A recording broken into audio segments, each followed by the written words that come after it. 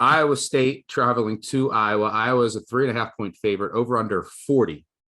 Iowa has dominated this series while Matt Campbell has been in Ames at Iowa State. I think I saw online earlier today. Look, I know it's tough to lay points with Iowa minus 3.5, but two safeties do indeed cover 3.5. So a 4-0 final here. Iowa does indeed get you to the window. Look, Iowa State, they obviously lost our guy, Brocktober.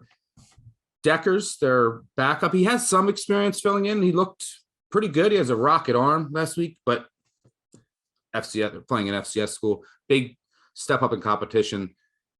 Anytime these teams play, and this is kind of the case with whoever Iowa plays, it's Iowa's going to dominate the special teams. Iowa's going to have 7 turnovers. Iowa State's going to outgain them.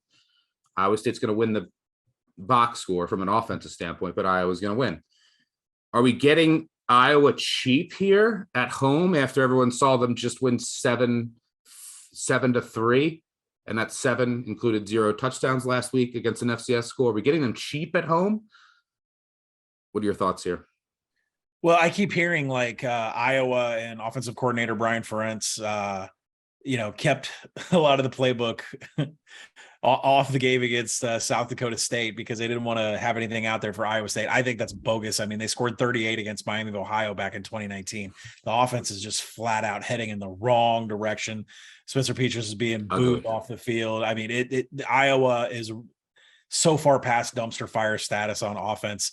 I mean, when we're scoring safeties and field goals here, we've really got to handicap other areas. So not to spend too much time on this, but both defensive lines are going to dominate the opposing offensive line, which means under City, right? I do think that this is an under game all the way.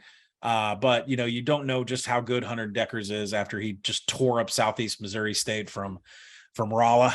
He had a 3-to-1 ratio in big time throws versus turnover worthy plays. But like we said, one data point. So I agree that, there's a reason why this number is sinking so much. Iowa's offensively inept. Defensive lines should absolutely dominate here. But my question to you, Stuck, and we'll talk about this with Army, Navy, and all these other games that fall, like some Wisconsin games this year.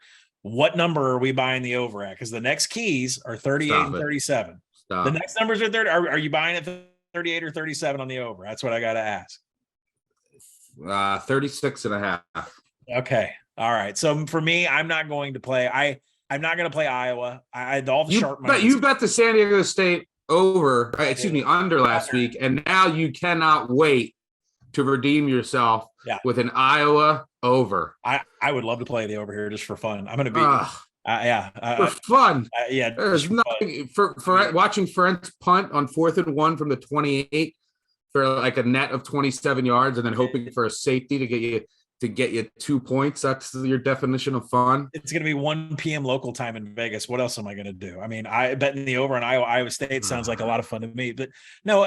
So I think really, I've seen there's a lot of professional money coming in at Iowa -3. That may be too many points. If it does dip down again, I think you should consider getting it. That's the side that you would probably want to. I agree there. I agree. 3 is Iowa's a play. Yep. The half point is that important, especially in most football games, but especially in this game where you're rooting for safeties to cover. Yep, I agree. Maybe 3 is not a key number in Iowa games. It's 2 now. With safeties involved, yeah. And the road. Can we get the Canadian Football League road?